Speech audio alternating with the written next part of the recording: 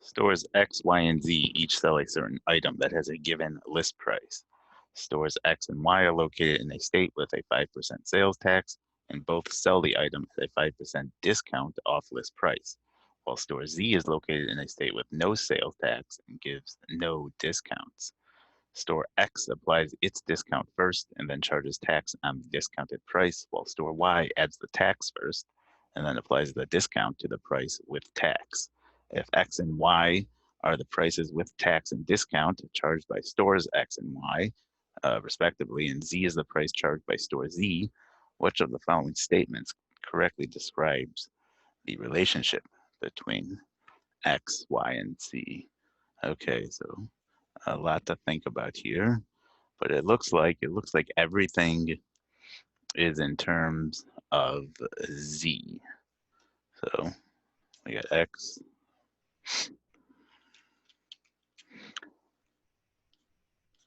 Y, and Z, and the price of for store Z is just a Z. So that's the easy one. Um, Now let's think about what the price is at X and Y. And so they have a 5% sale tax, but they also uh, take 5% off the price to make it up to the customer. Um, so let's see. So both of them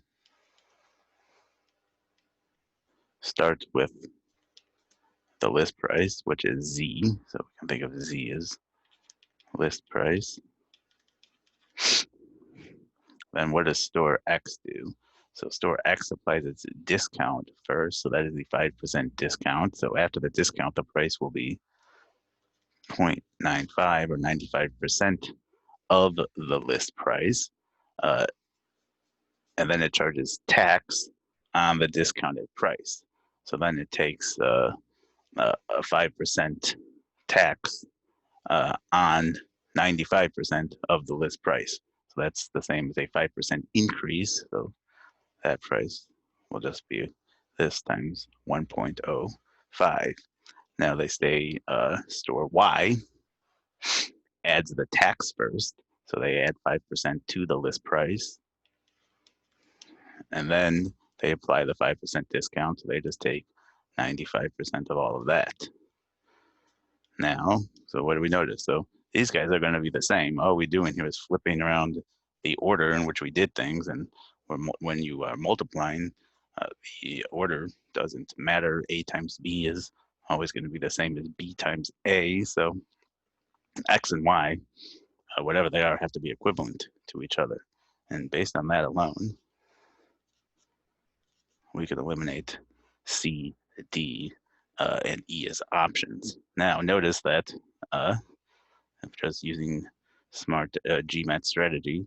So the only difference between A and B is A has all of our prices equal to each other, while B has Y being less than Z.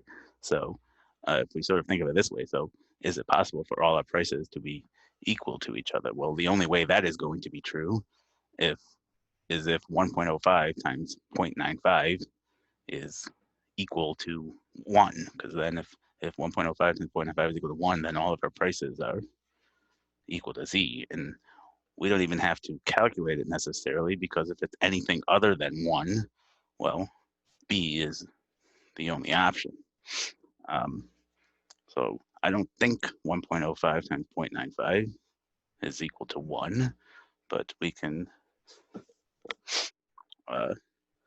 see. So if they were equal to 1, they would have to be reciprocals of each other. And I don't think they are, because 1.05 is 105 over 100. And 0.95 is 95 over 100. So they're not reciprocals of each other. So we can definitely say B is the answer just based on that. Let's actually calculate this. Why not? So 105 over 100, that's 21 over 20.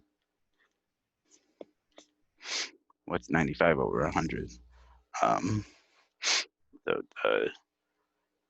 95 divided by 5 is 19.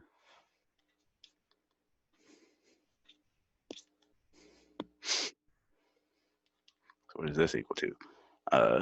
So 20 times 20 is 400. And what is 21 times 19?